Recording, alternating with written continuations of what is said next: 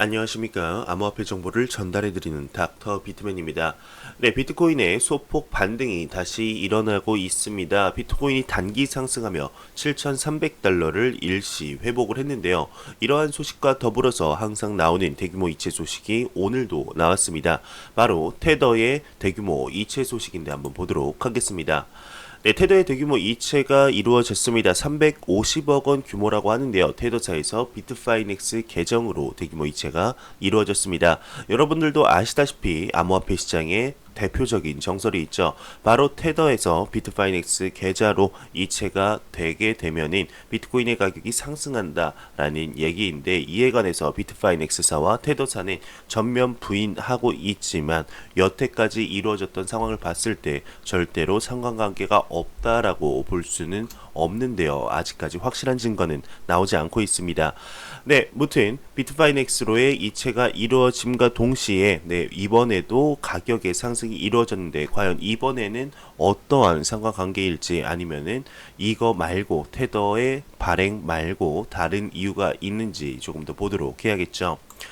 네, 알렉스 크루거 같은 경우는 비트코인의 높은 변동성이 결합이 아닌 특징이다 언급을 하고 있습니다. 네, 암호화폐 마켓 분석가죠. 알렉스 크루거가 방금 전 트위터를 통해서 비트코인은 고도의 투자 자산이다, 가치 저장 수단이 아니다라며 비트코인의 가격은 바닥도 없고 천장도 없다, 고수익을 추종하는 투자자들에게는 매우 유용한 부분이다라고 언급을 하고 있습니다. 높은 변동성은 하나의 특징이지 결함이 아니다라고 평가를 한 것인데요. 그는 또한 이처럼 은행을 우회할 수 있는 P2P 디지털 자산은 매우 흥미롭고 비트코인은 절대 죽지 않을 것이다 라고 언급을 했습니다. 네, 이러한 소식과 더불어서 비트코인의 구글 검색량이 늘어나고 있다고 합니다. 지금 최저치를 도달했지만 계속해서 검색량이라든지 거래량은 유입되는 이런 소식들을 접할 수 있는데요. 한번 보도록 하겠습니다. 네, 비트코인이 6개월 만에 최저치에 도달한 후 구글 검색량이 늘었다고 합니다. 네, 비트코인은 이번 주 5월 이후 최저치로 가격이 떨어진 뒤 새로운 관심을 불러일으켰다고 보도를 했는데요. 구글 트렌드 자료에 따르게 되면 비트코인과 관련 용어는 지난 한 주 동안 눈에 띄게 인기를 끌었다고 합니다. 현재 비트코인 대 USD가 1만 달러에 육박했던 10월 말 이후 가장 높은 검색 순위를 기록하고 있다고 하는데, 네, 지리적으로는 나이지리아, 남아프리카, 가나가 3대 상위 검색량을 형성하는 등 아프리카에서 관심이 모아지고 있는 것으로 보이고 있습니다. 네, 오스트리아와 스위스는 상위 5위 안에 들었는데요. 비트코인 반감기라는 용어도 10월 최고치 이후 다시 한번 주목을 받고 있습니다. 2020년 5월로 예정되어 있는 이 행사는 여러 분석가들이 반감기 이후 또는 직전에 새로운 포물선 강세 국면이 시작될 것으로 예측하면서 시장의 촉매가 될 것으로 널리 간주되고 있는데, 지난주 초부터 비트코인 대 USD는 이제 20%의 하락을 보였고 현재 월간 손실률은 약 30%라고 합니다. 네, 계속해서 가격이 하락을 하면서 많은 암호화폐 시장의 투자자분들, 개인 투자자분들에게 안타까움을 사고 있는데, 이러한 소식들은 계속해서 나오고 있네요. 과연 앞으로 어떻게 진행이 되게 될지 한번 코인마켓캡에서 가격 보고 다음 내용으로 넘어가도록 하겠습니다. 네, 메이저 탑10 코인들 전반적으로 가격을 살펴보겠습니다. 네, 시가총액 1위의 비트코인 같은 경우는 1.39%의 소폭 반등하면서 838만원대, 이더리움이 1.7% 반등을 하면서 17만 1000원대, 리플 XRP는 안타깝게도 2.82% 하락하면서 256원대를 보여주고 있습니다. 네, 비트코인의 시가총액 점유율이죠. 네, 지금 비트코인 더미넌스 같은 경우는 66.4%로 전날과 크게 다르지 않은 암호화폐 시장에 매우 강력한 비트코인의 시가총액 점유율을 볼 수가 있습니다. 네, 중국에 관한 기사가 계속해서 나오고 있습니다. 중국이 미국의 영향력을 벗어나려고 계속해서 노력하는 부분이 바로 CBDC 영역인데요. 네, 이 CBDC에 관한 내용이 나왔습니다. 한번 보도록 하겠습니다. 네, 인민페이의 인민은 중국인만 아닌 전 세계인이다, 위안화를 국제화하겠다 언급을 했는데요. 이게 과연 무슨 내용일까요? 네, 중국 중앙은행인 인민은행이 준비하고 있는 디지털 통화 전자지불 DCEP 시스템과 관련해서 중국 금융당국 전직 관료들과 전문가들이 글로벌 통화 시스템의 판도가 바뀔 가능성과 한계를 논의했다고 합니다. 네, 차이여성 전 중국은행업 감독관리위원회 부위원장은 23일 국가가 존재하는 한 민간이 발행하는 디지털 화폐와 중앙은행이 발행하는 디지털 통화 가운데 후자가 주도권을 질 수밖에 없다라고 언급을 했는데요. 네, 이날 광둥성 광저우에 개막한 제16회 국제금융포럼 연례 회의에서 이제 글로벌 통화의 미래, 빅데이터와 미래 통화의 형태, 그리고 금융관리 감독 토론에서 차이점 부위원장은 페이스북이 지난 6월 리브라 백서를 발표한 이후 미래 화폐에 대한 각국 중앙은행들의 논의가 이어지고 있다며 이같이 언급을 했습니다. 네, 그는 전 세계에서 통용되는 글로벌 디지털 통화 출현이 가능하다고 보느냐는 양옌칭 이차이 연구원 원장의 질문에 인민페이의 인민은 뿐만 아니라 중국뿐만 아니라 전 세계 사람을 가리키는 것이라며 위화나 국제화 성공 가능성에 대한 자신감을 굉장히 내비쳤습니다. 네, 쑥민 우한대 경제경영학원 원장은 페이스북의 제안으로 추진되는 암호화폐 리브라의 경계심을 보였다고 하는데요. 네, 그는 리브라의 가치 안정성을 담보하는 통화 바스켓에 위완화가 포함될 가능성이 높지 않다며 네, 리브라가 미 의회의 동의를 얻어낸다면 분명 위완화 국제화에 큰 장애물이 될 수 있다라고 언급을 했습니다. 네, 장리진 PwC 회계법인 중국 컨설팅 리더의 경우에는 비트코인과 리브라를 비롯한 민간 발행 암호화폐는 국가 주권에 기반을 두지 않고 유통량 및 가치 안정성을 통제하기 어렵다는 문제가 있다라고 지적을 했는데요. 네, 그는 세계 화폐의 통일은 사실상 불가능하다면서도 다만 리브라는 가치 측정의 단위로서의 기능보다 거래 매개 기능이 더 클 것으로 글로벌 화폐 기능을 어느 정도 수행할 수 있다, 수행 가능하다라는 평가를 내렸습니다. 네, 노무라 종합연구소의 수석 경제학자는 리브라와 관련해서 다양한 문제가 제기되고 있지만 금융 포용을 촉진시킨다는 사회적 의미도 있으므로 충분한 규제 검토를 거쳐서 현재의 금융 시스템에 통합시키는 쪽으로 힘써야 한다 언급을 했습니다. 네, 그러면서 이제 중국 인터넷 금융협회 회장은 디지털 통화가 화폐가 갖춰야 할 기본 조건들, 곧 가치 안정성, 거래 편의성, 결제 신속성 등이 충족되지 못하면 많은 이들이 기대하는 발전이 실현되기는 어렵다는 시각을 제시했습니다. 네, 과학기술이 어떤 진보를 이루든 모두 수단일 뿐이다. 미래화폐의 발전 방향은 사람들이 화폐에 바라는 기본 요구 조건들과 분리해 생각할 수 없다.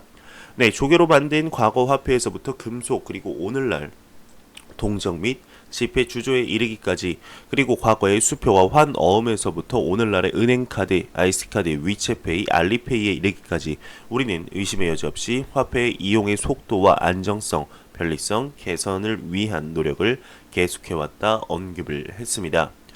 네, 그러면서 리 회장 같은 경우는 중국 개혁 개방 초기, 즉 1970년 말부터 중앙은행의 가장 중요한 역할이 현금 및 본원 통화 유통이라는 점엔 변화가 없다며 디지털 통화가 기존 화폐의 가치 안정성을 위협해서는 안 된다 강조를 했는데요.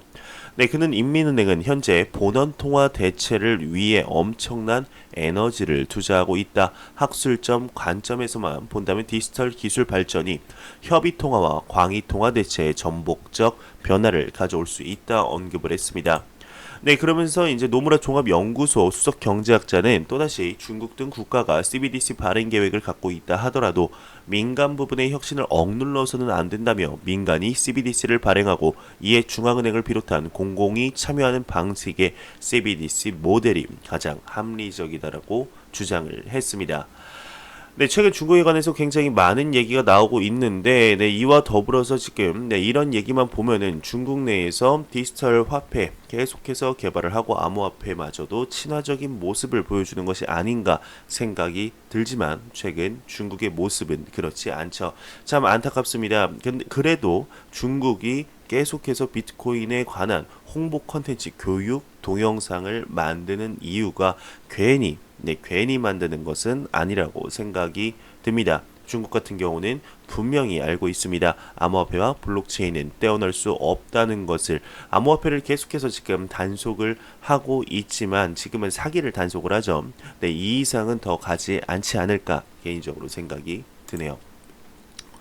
네, 특검법 개정안이 국회 전체회의를 통과했다고 합니다. 이르면 29일 본회의에 통과할 수도 있다고 하는데요.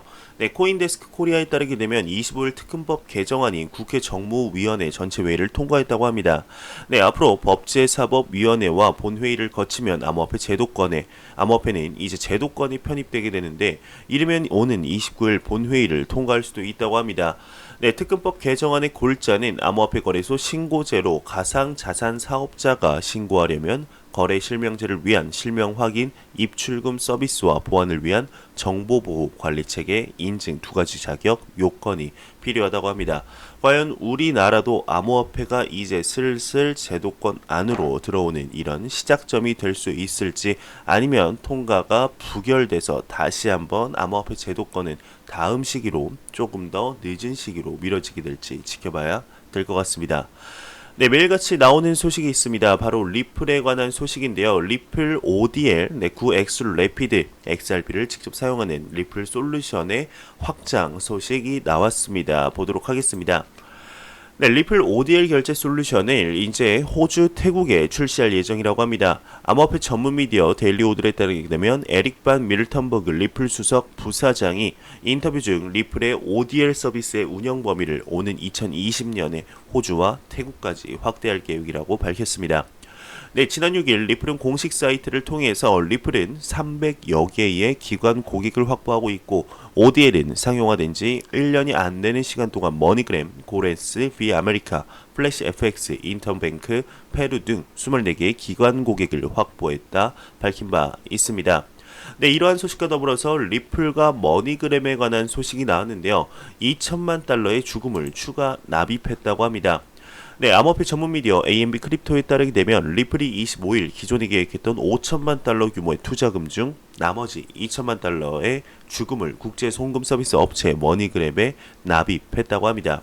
네, 이를 통해서 머니그램의 신주를 주당 4.1달러에 인수를 했고 머니그램은 리플의 ODL 상품을 보다 원활하게 사용할 수 있도록 운영비를 지원할 계획이라고 하는데요.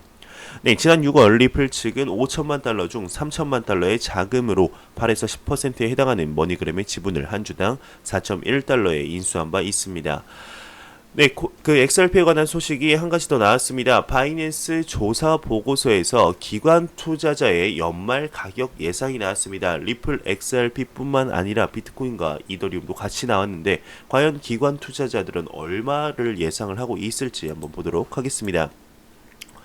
네, 바이낸스 조사 보고서가 기관 투자자의 XRP와 비트코인, 이더리움의 연말 가격을 예상했습니다.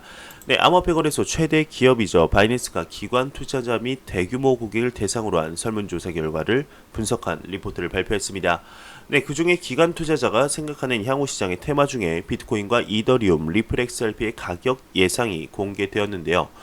네, 응답을 보낸 기관 투자가의 비트코인, 이더리움, 리플의 올해 12월 31일 시점 연말 가격 예상의 중앙값을 게재하고 있습니다. 네, 아래의 결과에서 보듯이 시장 예상은 10월 예상보다 강세를 보이고 있는데 또한 비트코인의 점유율에 관해서는 69%로 다시 높아질 것으로 예상을 하고 있습니다.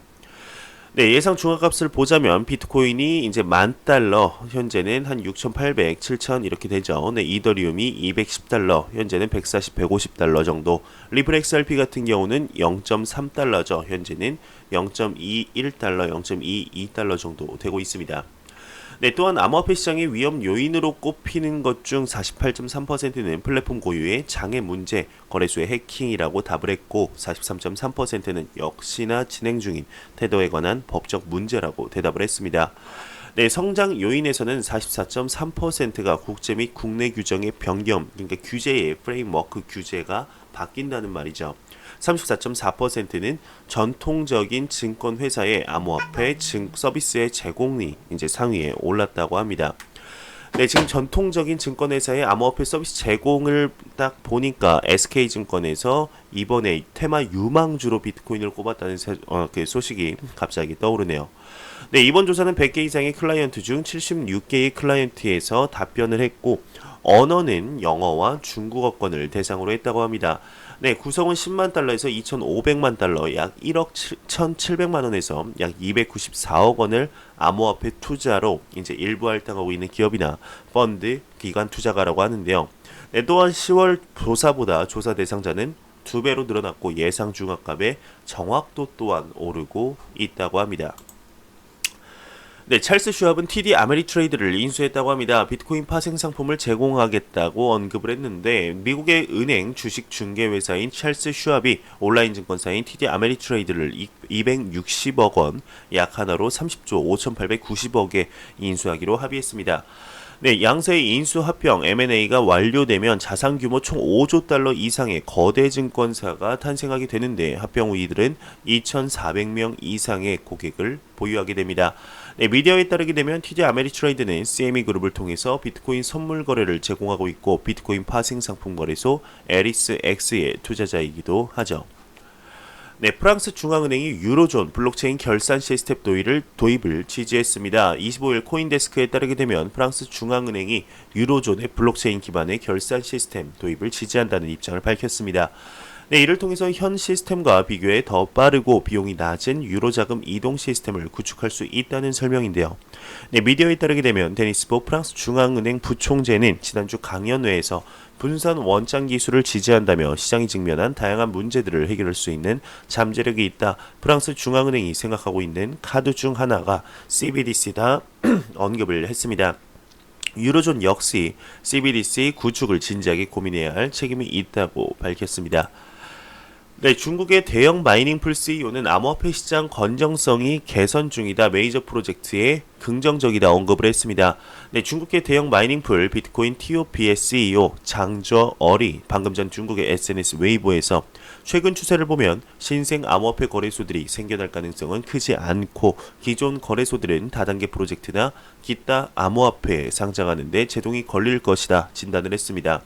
네, 이어서 그는 장기적으로 봤을 때 이러한 상황은 블록체인 산업 내 부추, 즉 뿌리를 자르지 않으면 계속 자라나는 부추에 빗대 세력에 의해 손해를 반복하는 개미 투자자들을 일컫는 중국의 신재호라고 합니다. 부추가. 네, 부추들의 손실을 방지하게 되며 메이저 프로젝트들의 상승세에 긍정적인 영향으로 이어질 것이다. 전망을 했다고 합니다. 네, 암호화폐 거래소 게이트.io는 게이트.io의 이름으로 서비스를 중단한다는 내용의 이메일이 발송되었다는 소문과 관련해 보도는 모두 사실과 다르다 해명을 했습니다. 네, 거래소 측은 최근 거래소 관련 루머가 확산되고 있고 공식 홈페이지를 통한 공지사항 외에는 주의해야 한다 당부를 했습니다. 네, 현재 지금 게이트.io뿐만 아니고 네, 후옵이라든지 지금 빗썸, 우리나라로 치면 빗썸 그리고 바이낸스 등 루머들이 확산이 되고 있습니다. 네, 이런 루머 지금 동시다발적으로 이루어지고 있는데 여러분들도 혹시나 그런 메일이 받게 되면은 거래소에 직접 들어가셔서 공지사항에도 떴는지 아니면 더 뭔가 이상하다, 뭔가 이거는 사기의 느낌이 난다 하시면은 그 고객센터에 전화를 해서 직접 물어보는 게 가장 정확하지 않을까 생각이 들게 되네요. 네, 비탈릭 부테린이 이더리움 창시자인데 본인의 트위터 계정을 통해서 암호 경제학이 단순히 사토시 나카모토의 컨센서스를 보완하고 완성시키는 부속물 정도로 여기는 사람들이 있다고 합니다. 네, 이는 암호 경제학의 가치에 대한 매우 보수적인 견해 중 하나다 이렇게 진단을 했는데요. 네, 중국의 관영지에서 또 하나 소식이 나왔습니다. 당국 가상화폐 불법 행위 강력 정책을 지속하겠다 언급을 했습니다. 네, 26일 중앙정법위원회 기관지인 법제일보의 홈페이지에 블록체인 혁명 내세운 가상화폐 불법 행위를 근절한다라는 제목의 글을 게재했습니다. 네, 이와 관련 해당 미디어는 블록체인은 가상화폐와 같다 간주할 수 없고 중국 정부 당국은 암호화폐 프로젝트와 거래소에 대한 강경한 정책 노선을 바꾸지 않을 것이라고 진단을 했는데요. 네, 또한 이를 통해 규제 당국들은 지속적이며 안정적인 국가 법률 정책 기조를 다져갈 것이라고 전망했습니다. 네, 앞서 중국 상하이 당국은 가상화폐 불법 행위 단속 기간을 무기한 연장을 했고 선전시 당국은 금융규제 대상의 암호화폐 사기를 포함시킨 바 있었습니다. 네, 미 증시 블록체인 관련주는 절반 이상 상승을 하고 있습니다. 네, 미 증시 34개 블록체인 테마주 중 20개가 상승하며 12개가 하락했고 2개는 보합 흐름을 나타냈다고 합니다. 네, 제가 준비해온 소식은 여기까지입니다. 마지막으로 코인마켓캡에서 가격 보고 마무리하도록 하겠습니다. 리플 XRP 기준 256.55원입니다. F5번 한번 눌러보도록 하겠습니다. 과연 어떻게 될까요? 네, 256.32원으로 전혀 움직임이 없는데 이러한 소폭 상승이 대규모 상승장으로 가는 발판이 되기를 진심으로 바라봅니다. 네, 제가 준비한 소식은 여기까지입니다. 영상이 도움이 되셨다면 구독과 좋아요 그리고 광고 한 편만 처음부터 끝까지 시청해 주시기 바랍니다. 이 채널은 오직 광고 수익으로 운영이 되게 됩니다. 항상 영상 시청해 주시는 시청자분들, 구독자분들 너무나 감사합니다. 저는 다음 영상으로 찾아뵙도록 하겠습니다. 지금까지 닥터 비트맨이었습니다. 감사합니다.